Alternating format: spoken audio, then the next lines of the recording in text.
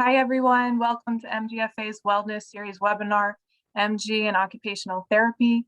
I'm Jenna Umvalo. I'm the Director of Patient Advocacy and Community Engagement at the MGFA, and I'll be moderating today's session. Before we get started, I'd like to let you know that if you have any questions, you can put them in the Zoom Q&A icon located at the bottom of the Zoom menu bar, and we'll answer them during the Q&A segment. Today's session will be recorded and available online. I'd like to give special thanks to our sponsors for the Wellness Series. We have Alexion, Argenx, UCB, and Janssen Pharmaceutical Companies. We've got a great presentation ahead, and now it's my pleasure to introduce today's presenter, Dr. Joyce Cowdy. Welcome. I'll hand it over to you. Hi, thank you so much for having me here today. I'm excited to share with you more about occupational therapy and how we can help you improve your quality of life and participation in everyday activities. My name is Joyce Cowdy, and I'm an occupational therapist here at the Center for Restorative Neurology as part of Loma University Medical Center and Loma University Health. We are a full-time multidisciplinary team clinic that treats individuals with neurological diseases and disorders, including MG. Today, we are going to be talking about, and let me go ahead and start pulling up and sharing screen. And let me go ahead and back up. Oh, so let me get back into our presentation. Let me stop the share 1 second. And it seems that. Let me pull it back up to the beginning. Okay. And let me start the share one more time. Okay, so today we're going to be talking about, and can you guys all see that? We're going to be talking about fatigue.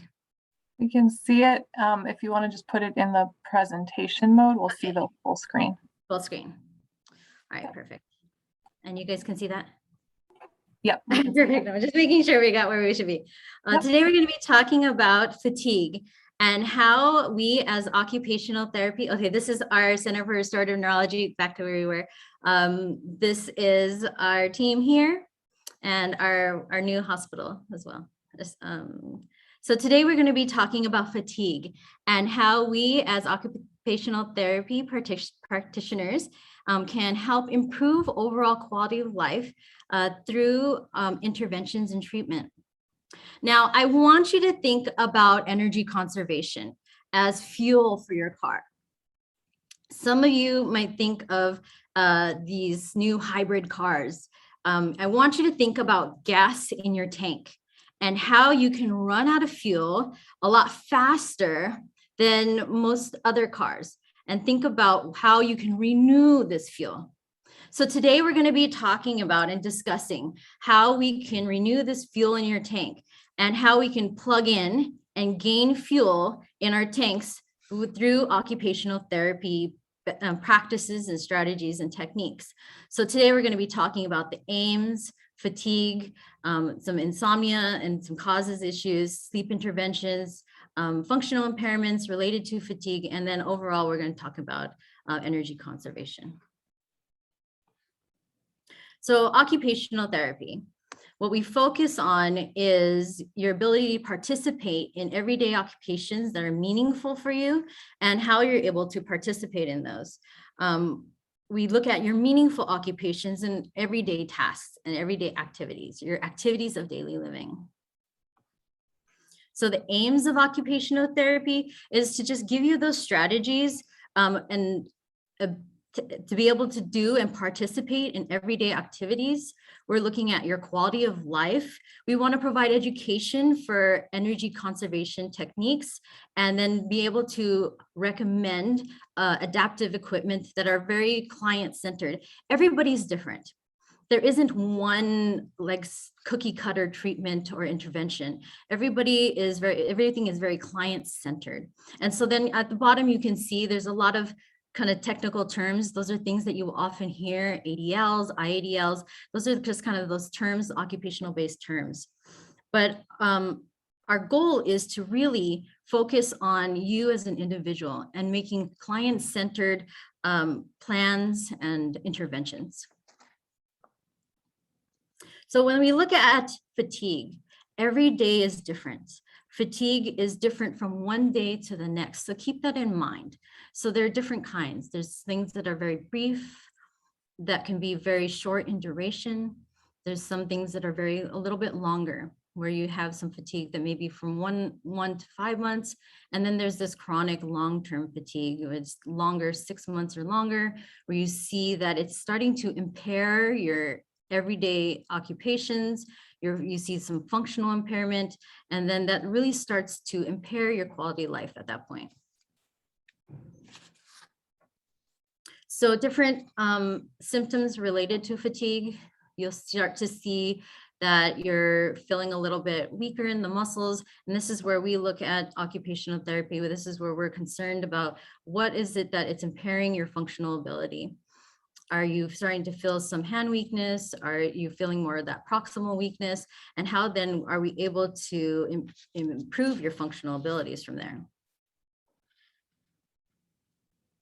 So individuals with MG will start to experience fatigue in ways that really correlates to their disease severity. And then when we look at more severe fatigue, there is some individuals that will experience insomnia. This is where it's harder to fall asleep, and then it's harder to stay asleep once you do fall asleep. And then once you do wake up, it's harder to go back asleep.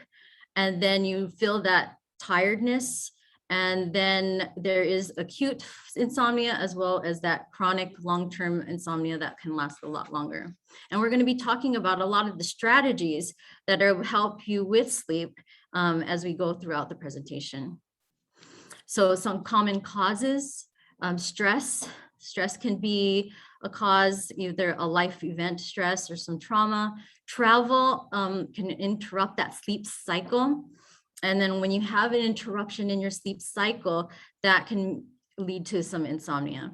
Then we look at habits and routines, and this is where an occupational therapist can be really helpful for you in looking at your sleep pattern and finding out different habits and routines that can help bring you back into a normal sleep pattern. And so then you can look at, what are you eating before you sleep? What are your sleep patterns before you go into bed? What is it that can help you maintain a good sleep hygiene and sleep environment? All those things that can be helpful for sleep. And then there's other health conditions and medications that you maybe want to follow up with your primary physician as well. So there is data that suggests that there's daytime sleepiness, and 78%, a little more than 78% of MG patients or individuals with MG also have this daytime sleepiness.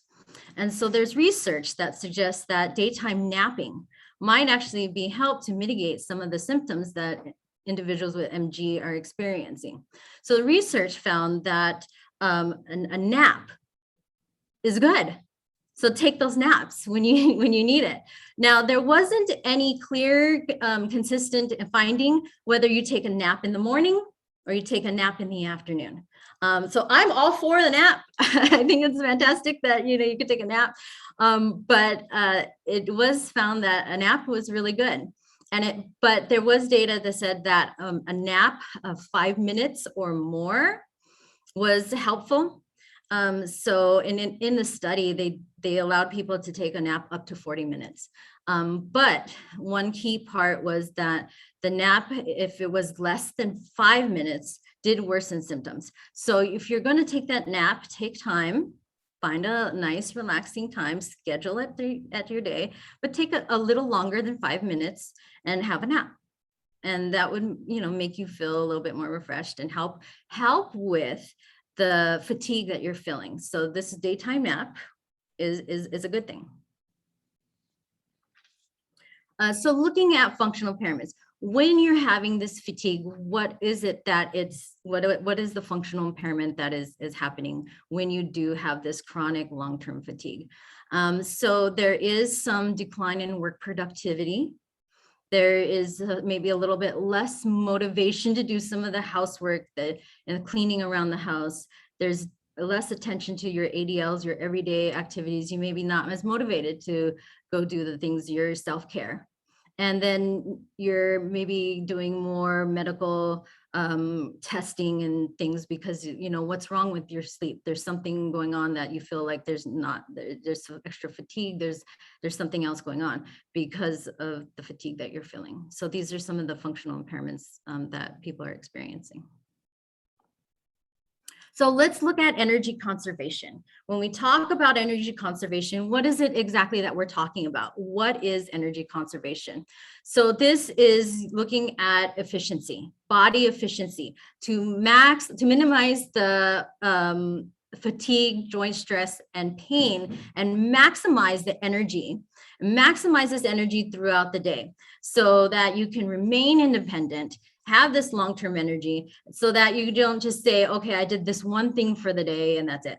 I mean, it's not so that you just say, okay, today I just took a shower, that's it, because you just burned up all your energy and then that's all that you did.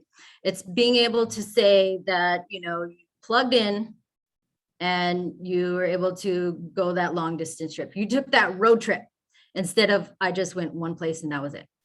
It's being able to say, I used that fuel efficiently and I was able to go where I wanted to go.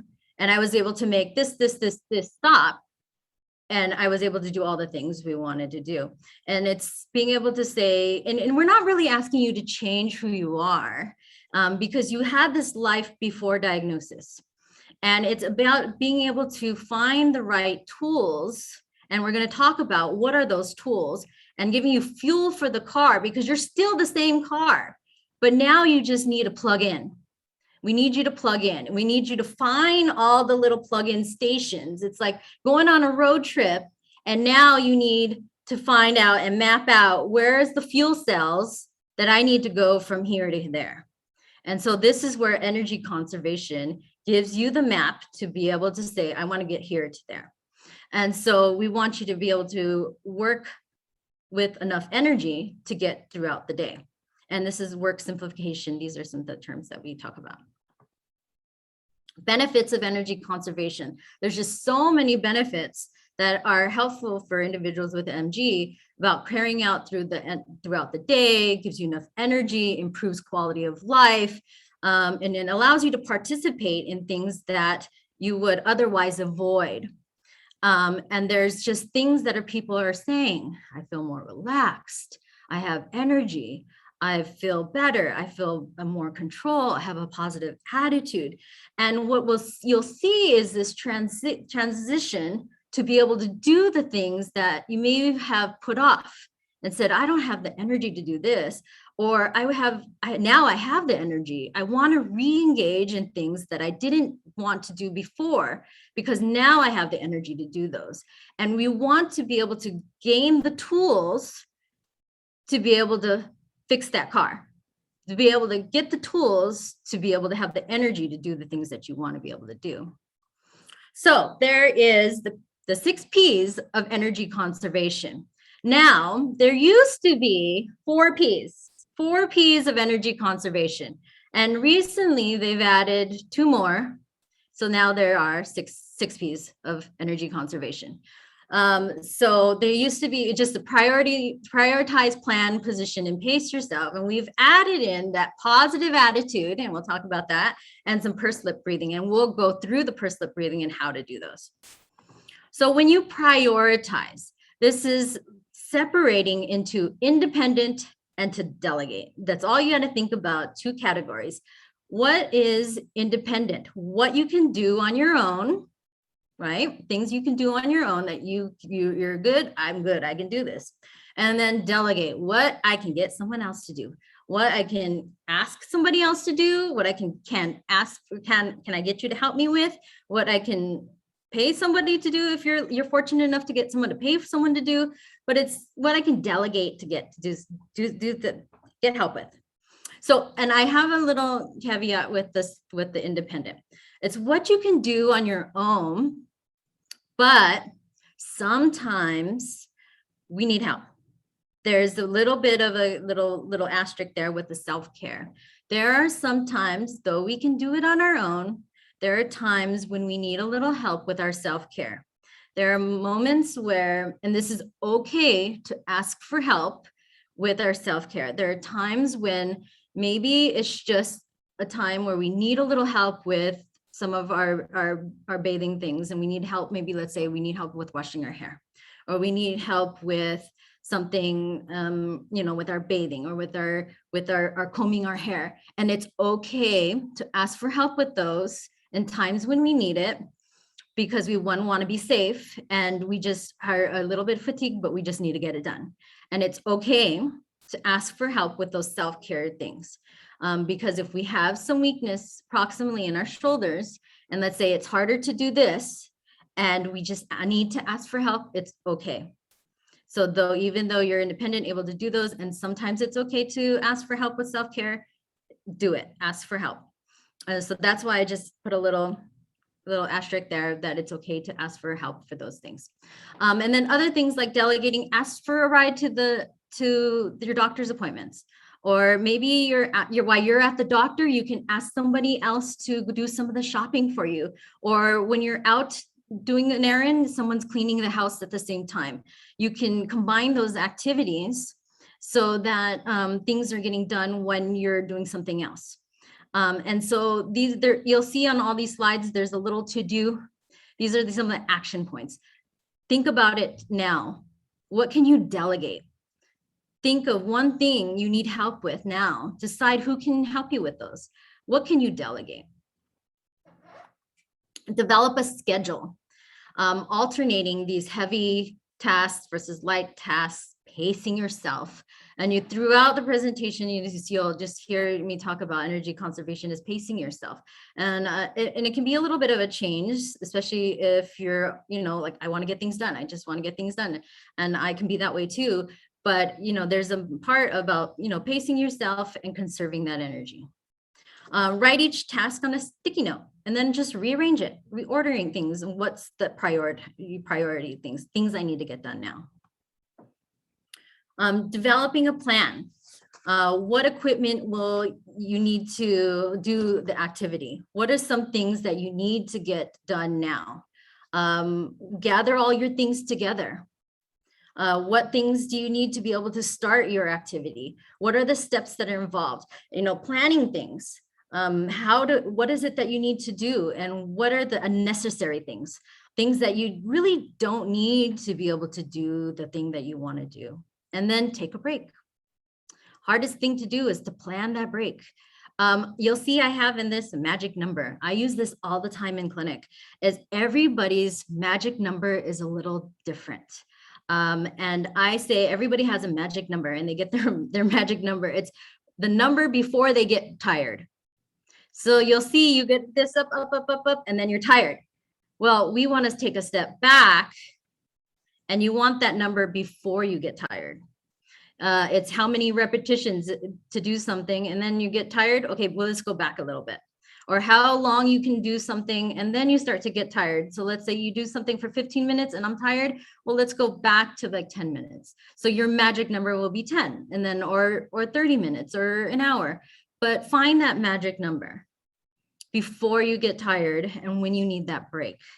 And everybody's is different. And so find that magic number for you. And so your to-do, list activities on a calendar. I use my phone all the time, and it's kind of, always with you. You put everything on a calendar, or whatever works for you. Finding those tools that are best for you. Positioning, sitting down for activities whenever possible. Use a chair. If you're going to be cutting up something, or you're going to be sitting and folding laundries, use a chair instead. Sit down instead of standing for a long time, or stooping or squatting. Instead, use a chair. And then frequently used items, instead of having to reach overhead a lot of times, or having to reach down and bending down and having to do that all the time, keep your items frequently used, even in the kitchen, those things that you're normally washing a lot or using a lot are kind of indications that you're using them all the time. Keep them at arm's length. Things right in here that you can use and frequently used. Then be mindful of your body posture. Keep and hold things that are close to your body so that you're not having to hold them so far away. And then you can always use the tables, counters for support. And sometimes they call this tripoding, where you're just using this positional space as support. And then evaluate your workstation. An occupational therapist is fantastic for this. If you feel like, you're not really exactly sure of if you're in the best position, posture, if you're at work and you're just not sure and you have some little pains here and there, and you're just like, am I in the best space for the area that I'm at? An ergonomic assessment is fantastic. Your occupational therapist practitioner would be a fantastic person to help you with this. A great tip is take pictures. Have somebody, when you're working or you're cutting in the kitchen or something, take a picture of you doing the activity without you knowing. As long as you give them permission, and then take your picture and doing the activity, and then show you, and then realize what's your posture like, what's your positioning, and then you can make some changes and show it to an occupational therapist, and they'll be able to identify some key things that maybe will be able to help you with your positioning.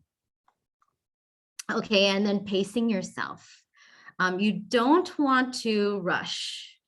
You want to take your time, pacing yourself, slow down, and not have to go back and forth and rushing. Then this is a lot of times where you might have a fall. So you don't want to rush. You want to slow down for a second.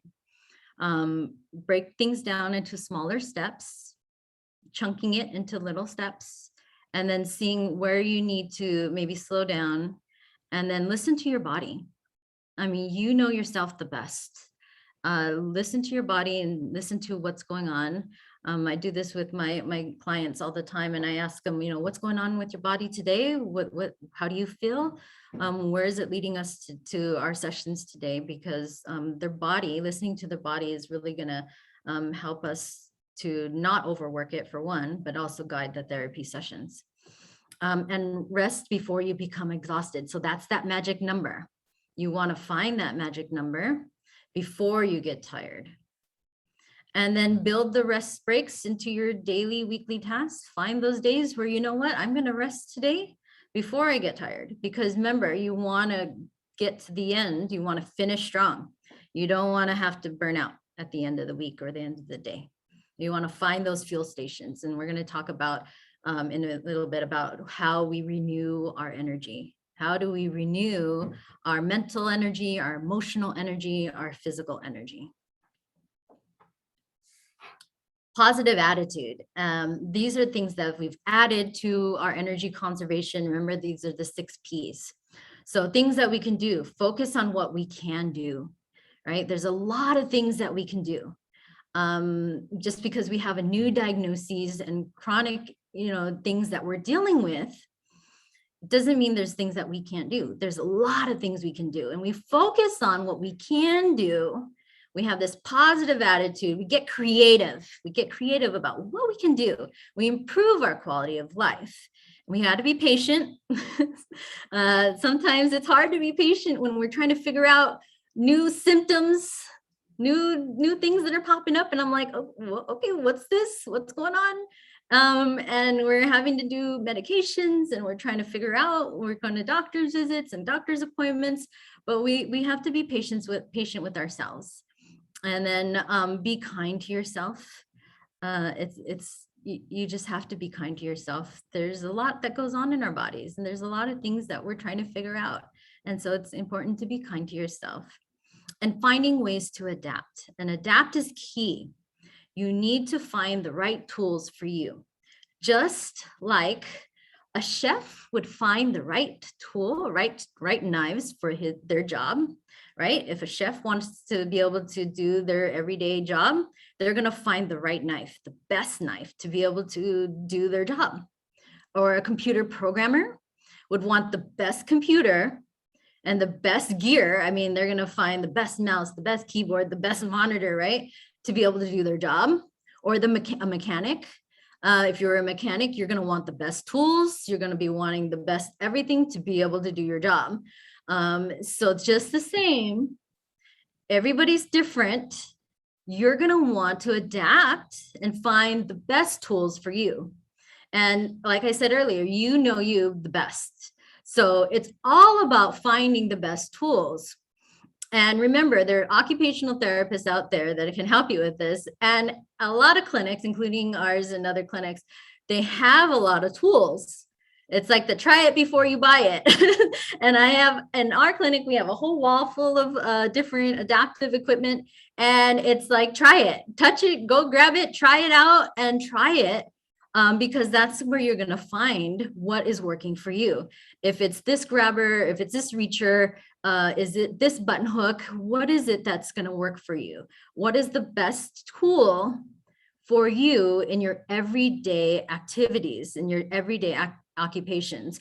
What is it that is meaningful to you? What is it that you want to do? And what do you want to get back into doing if you haven't done it in a while? That you want to, what is the tool that you want to be able to use to get back to your everyday activity? And then number 5, have a sense of humor.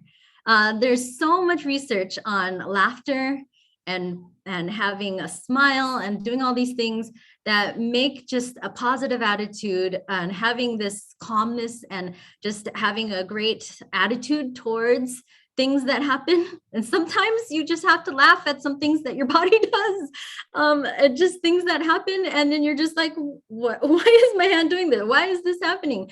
And you just have to have a sense of humor about it, because at least you can do something.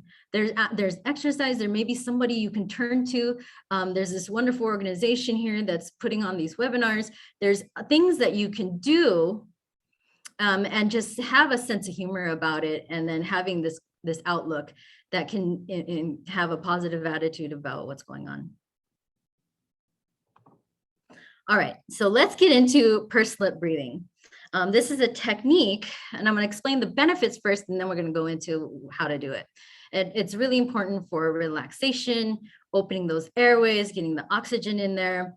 It slows down that heart rate, that breathing rate when you're just feeling a little anxious and nervous, or when you're doing a lot of activity. You might be doing some gardening or some cooking or whatever you may be doing, and then it just helps you to slow down that breathing, especially if you're having a little bit of shortness of breath, and then it improves that ventilation. So we're going to just go through of how to do this pursed lip breathing. And I'm giving you a little tip. This is what I learned in school when we were students, and this is how we were taught. And then for those who need the exact seconds of like how many seconds to do that, it's in there too. But we learned was to smell the roses and blow out a candle. So when you smell the roses, it's important to close the mouth. So you breathe in 1 to 2 seconds. So everybody could do this with me too. You're going to smell the roses, hold, and then you're going to blow out the candles through the mouth, and for 4 to 6 seconds, and you blow out the candle. So we'll do it again. You're going to breathe in through the nose and smell the roses, and then breathe out through the mouth and blow out the candle. It's really simple technique. You can do it a couple of times so you feel that relaxation. And you'll do this in your activity. You smell the roses, and then you blow out the candle. Pretty simple, right? This is the pursed lip breathing. So then how do we put this all together? So let's say that we want to go back into gardening. We want to go do a gardening task. We want to prioritize the activity. We want to think about what is it that we can delegate. Let's say we want to get somebody else to purchase all the soil, the potting soil, because it's heavy. Those bags are really heavy. Let's say we get someone else to buy all the gardening soil and place it where we want to. And so then let's say we want to plan out what kind of garden we want, what kind of plants we want to put in. Maybe we don't want to put it in the ground and we want to do like little plants, little easy to carry, light little plants that are really great for the season. Or maybe we want to do in the morning when we have most of our energy and it's still cool. Or maybe we want to do the gardening in the evening because we have an afternoon appointment with the doctor and I want to do light gardening, just kind of like easy, simple plants so I can just water in the evening. So then we kind of think about that planning. And then thinking about position. Do I want to sit in a chair and do gardening on a table? Or do I need maybe a gardening seat where I can sit down and because I'm going to do like maybe a raised gardening bed or something. And then pacing myself. What are my breaks? When am I going to take a break? Am I going to do like outside in the garden for 20 minutes? And then I'll take a break, maybe have some iced tea or some lemonade or something, whatever I want to do, or have a little chair out there and listen to some music. And then have a positive attitude. So what tools do I need? Maybe I need a longer tool because, reaching in is a little harder for me, or maybe an ergonomic tool because I maybe have some hand issues, or what other things that are going to make it enjoyable for me, or gloves because maybe I don't want to get my hands dirty, or what is it that I want to do? And then remembering my pursed lip breathing, because during those activities, I'm going to be scooping a lot and pouring in the potting soil and the planting, and then remembering to do my pursed lip breathing, maybe even during a break. I can combine it and do a break and pursed lip breathing and having those activities. So I just integrated all of my 6 Ps into an energy conservation strategy to do the gardening activity that I want to do, right? So I've integrated energy conservation strategies to be able to complete my gardening task and have this nice little garden outside in the backyard and not just leave it half done, where it's just like I have all this stuff and I never completed it, okay?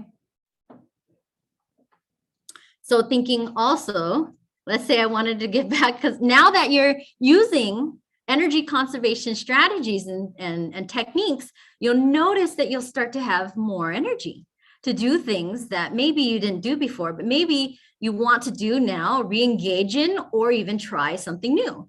So maybe you want to do some painting outside and you want to, think about what's most important. What tasks do you want to do? How do you plan out an outdoor painting experience? And how do you maximize this benefit? How do you keep from getting hot? How do you pace yourself? What breaks are you thinking about? What kind of tools do you need so that you enjoy this activity in the long run, and you'll keep doing it because you have a positive mindset, and that you'll keep enjoying and making this a really enjoyable hobby now, because you're exploring something new. And how do you then integrate that pursed lip breathing? So then these are things that you want to think about and explore. I added this one in because I want to emphasize that it's okay to get help in these everyday tasks and everyday activities, and it might make it more enjoyable and fun. And also that it's okay to pre-plan your meals maybe, and some of the chopping and things, and maybe you can do it earlier. And it allows you to plan meals and make things a little bit easier, because you can get help with some of these things. And then you can section it so that you can use it later on for, they say, for a dinner meal that you're going to plan for later on. But it's easy to get maybe some help and ask for help for things like this. And that's part of that planning, prioritizing, delegating, but start thinking of things in a slightly different way, but still being you, still being the car to get to the end. It's just refueling, finding different ways to get to the task that you want to do. All right, so we're looking at energy conservation in 3 parts. I want you to think about your mental fatigue, emotional fatigue, and physical fatigue. These are all these things that can theoretically break down the car. right? So these are things that we come at, like hazards we got to think about. And how do we renew our energy? And these are the fuel stations that we can renew our energy, our mental energy. What do we do to renew our mental energy, our emotional energy, and our physical energy? And we're going to go through some things that we can do for these, for really simple, fun ways that we can renew these energies. So I provided some resources, and I love to play online games. I think they're fun. I just really think that they're helpful for our mental stimulation and games, but I don't like them to be too hard. I want them to be enjoyable. I want them to be fun. And these are all available online for free. So you can go online and play. This is some Sudoku, word searches, things that they're fun, they're colorful. There's some puzzles with they have these daily puzzles with all different patterns and different different themes for daily ones, and you can pick out different ones that you want. The word search was really cool. There's different themes. You feel like TV, movies, different kind of things, and you can put in you can find them all online. And they're different colors and things, and there's games, mind games. They're all really fun online, and they're all free, so you can go on. But think of this as your mental fuel cell. This is where you're plugging in. This is your electric car that you can plug in. This is renewing that fuel. This is the fuel tank. And a lot of times, if you know these electric cars coming out, they have a little small gas tank, and then they have the gas tank and fuel, the plug-in fuel cells. And so then you can plug in before you get to the gas tank. We never want to get to the gas tank where we burn out our energy. We just don't want to get there, because that's how we kind of renew these energy. We conserve our energy by plugging in. So throughout the day, we want to try to find ways to plug in. And this is fun little mental games and resources that you can plug in and get play some games. So emotional.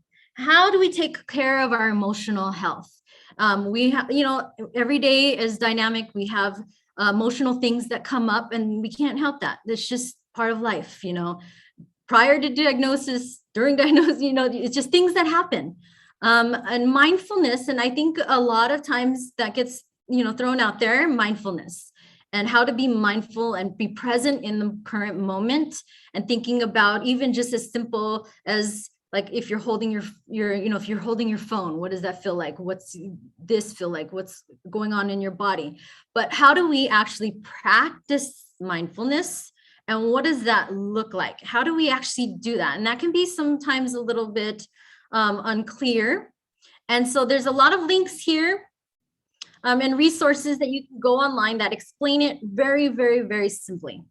That goes into mindful breathing and everyday mindfulness and what that looks like in an everyday situation, and observing your thoughts and mindful thoughts and mindfulness. And then a real quick, simple, because if you're on the go, and I kind of have a busy life, children that I'm taking care of, and, a busy family and busy work life, 3-minute grounding mindfulness. It goes through it really quick, and you can take 3 minutes out of your day to do a mindful grounding meditation. And this is really simple ways that you could take a break and take care of your mental fuel cell. You can just plug in really quick.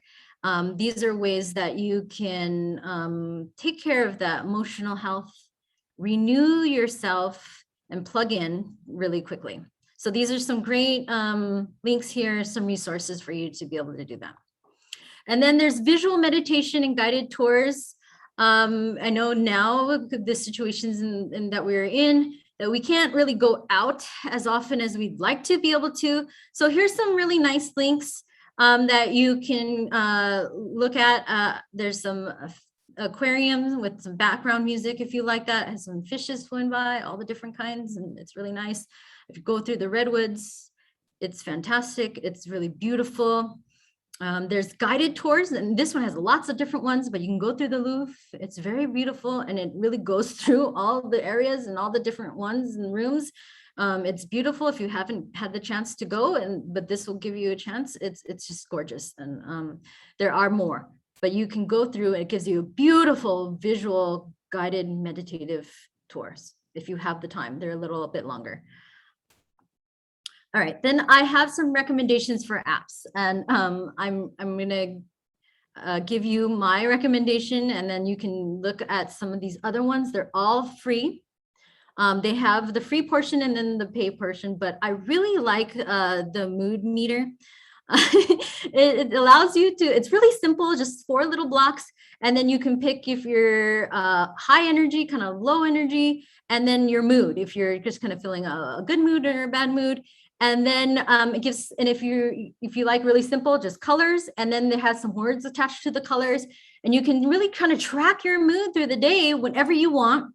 And then you associate how you feel, and then you get a pattern. And I love that. And you can see how you're feeling, like if you're feeling better in the morning or in the afternoon, or whatever pattern. And I kind of saw that, you know, a pattern, maybe if you're not feeling so great in the morning, or if you're feeling a little bit like hungry or during the afternoon, but you can see a pattern of how your mood is. And it really allows you to check in with yourself. And then I really like the Mind 5 because it gives you a chance to practice that pursed lip breathing. They have a breathing part, a section of their app. They have a lot of guided meditation. They also let you to pick your mood, and then it'll give you some meditative practice based on that mood. And then what's really cute is they give you like a status of how you're doing. You can plant a little seed, a little bonsai seed, and then you can grow your little seed and how you're doing. So mine's still growing. It's I got some work to do, but it's a fabulous little, those are some really fabulous apps, but they're all really great. You can play games, you can work on your meditation, your mental and your mental emotional health. Some physical things that you can do. There's laughter yoga. It really is yoga integrated with laughter. And it has a lot of benefits in terms of reducing stress, anxieties, helping the body to relax if someone's interested in this, and helping you with your physical fatigue and emotional and physical health. So this is definitely something, if you're interested, you can go ahead and look into something like this. But this is that positive attitude, working on that. So this is another part of physical health that you can plug in and do. A lot of it, there are free resources online. There's some free sessions online, and you can integrate this into your practice. I want to briefly talk about, and I'm going to transition a little bit into distal muscle weakness. And this isn't talked about very often, but there is about a small portion of the population that has some distal weakness. And most often you see it with finger extensors and difficulties with that. It's about less than 10% of individuals with myasthenia that have some finger extensor weakness. And it's very rare. But there is some exercises that you can have, that you can do. And I would suggest that if you feel like you have this, or if you get some experience with some of this extensor, finger digit extensor weakness, you would talk to your occupational therapist or your neurologist and see if this is an issue. But I did want to mention that there is this very, very rarely does this happen, but these are some exercises that work on the extensors. And these are some exercises that you would see in clinic. But again, I would say follow up with your occupational therapist for the exercises related to these and what would be best for you. And I would be remiss if I didn't talk about some of the equipment. There are some equipment that would be best. And the way I have it here is kind of the medium, the low, medium, and then the high. Some things very simply would be over, the toilet for a commode. If you're having some weakness, especially in lower extremities, that proximal weakness, you want something over the toilet, be very safe. These are going to help you with getting on and off the toilet. The medium one in the middle, this has a seat assist, so that it just gives you a little bit extra boost and lift to get off the toilet. And then over on the far right is a seat assist with a power assist. It has a little remote that just helps you to get up. And then adaptive equipment, these are all to help you save that energy. These are tools. Now remember, these are tools to help you when you're feeling that you need it. Not everybody needs this. These are for dressing, lower body to get those socks on. Very basic is the sock aid. There are different ones. I kind of like this blue one right in the middle here. It's really foldable, especially with a lot of times we wear those small little ankle socks. It's really soft and easy. You fold it and then you just slide it in and then you just shoot. And that's what's really great about having an occupational therapist. You can get into a multidisciplinary clinic. We all have these. You can go in and try it and slide your foot in there and then see if it works for you. If it doesn't work for you, don't use it. But if it works for you, it's like tools. I say all the time, it's like tools in the tool belt. Tools is in the toolbox. You have it when you need it. And when you don't need it, you don't need to use it. And then this one here is a butler. You can just step right into it. And then here far right, this one is a compression sock. Sometimes you need a compression sock, but it has a zipper. It has a zipper on the side that allows you to slide right in and then zip up on the side because it can be a little bit harder to get on a compression sock. So I just want to present these tools that you may have not seen before. And these are magnetic closures. If you're having some difficulty with finger extension, it may be hard to do some small buttoning. And maybe that at a certain time, it might be easier to do magnetics. So these are really simple to add to your clothes. You could do it yourself.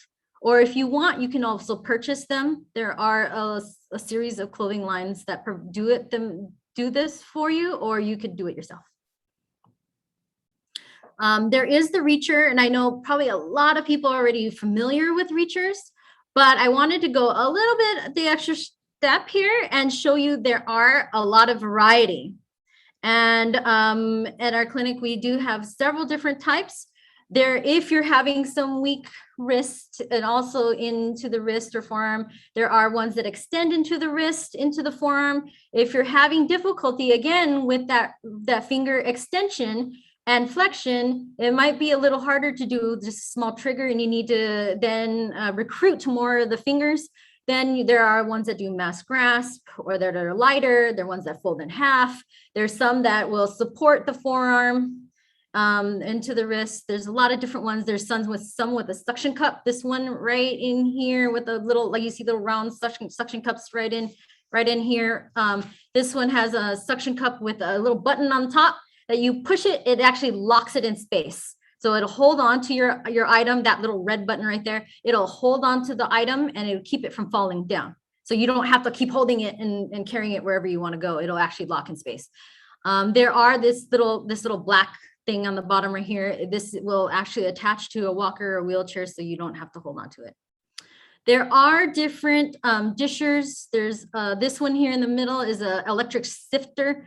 If you want to do your cooking, there's a pourers that'll, if you're not able to hold on to something very heavy, again, with the finger, if you're having some hand weakness, these are all tools, again, to be able to do your everyday tasks. Same thing. These are things that you would need to use if you're having some difficulty with the hands. Again, tools for the toolbox for gardening. If it's difficult to hold and lift and do those things, find the tools that make it easier for you to be able to do the task. Maybe you don't want to water every day and you have these nice bulbs that do it for you. Okay, finding the tools.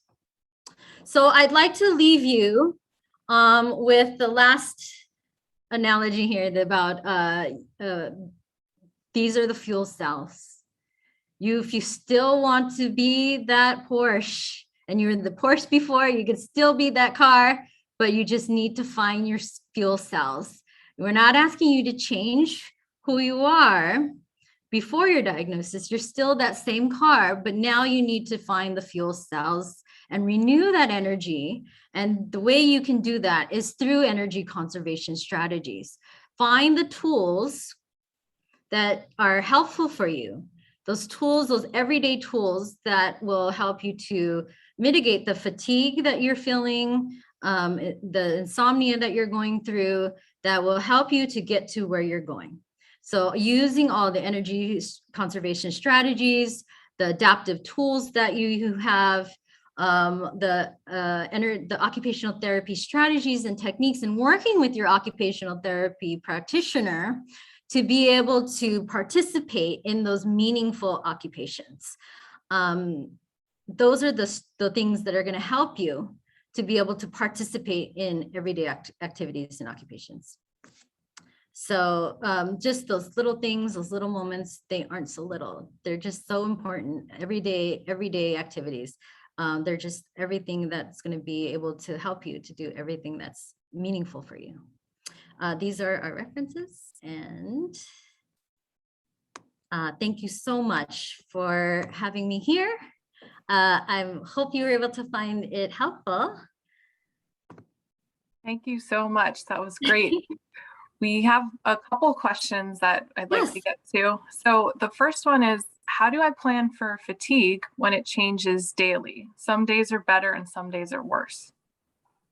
Right. So that's where you kind of just check in with yourself every day, and use those strategies, almost like the sticky note, where you figure out what it is that you have planned for the day and be okay with change. Sometimes things are different for the day, and even though you had this planned for the day, and it's okay to make a change and say that I need to eliminate this because my fatigue level feels this, or maybe it's this, and you make the change every day. And you can say that, you know what, today I feel maybe a little bit tired today, and I'm maybe gonna take out some things because I need to do something, like I'm not feeling so good today, or I feel a little bit more tired or a little bit more fatigued. Or maybe I plug in. I feel like, you know what, maybe where is it my fatigue is? Is it a mental fatigue? Is it an emotional fatigue? Is it a physical fatigue? Where can I go and plug in? Maybe I need to add in this to my schedule because I'm starting to feel a little bit emotionally fatigued. So that's what I add into my route, a little bit emotional fatigue, emotional energy or emotional plug-in, because I need to, and that's okay too. Great, thank you. This next one is, how do I find an occupational therapist? Oh, those are great questions. Yes, one can ask your neurologist for a referral for an occupational therapist. You can go onto the AOTA website. They have our occupational therapist. You can get a referral there. But yes, your neurologist would be the first place that you can ask for a referral to see an occupational therapist, or even your primary physician can do that as well. Great. And then looks like somebody had a question, if you could show the slide with the 6 Ps again. Oh, yes, sure. Okay, so let me share.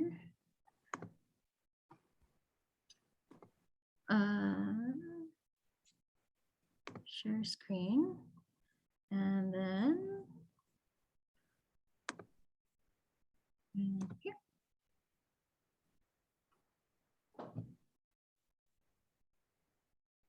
That's great, thank you.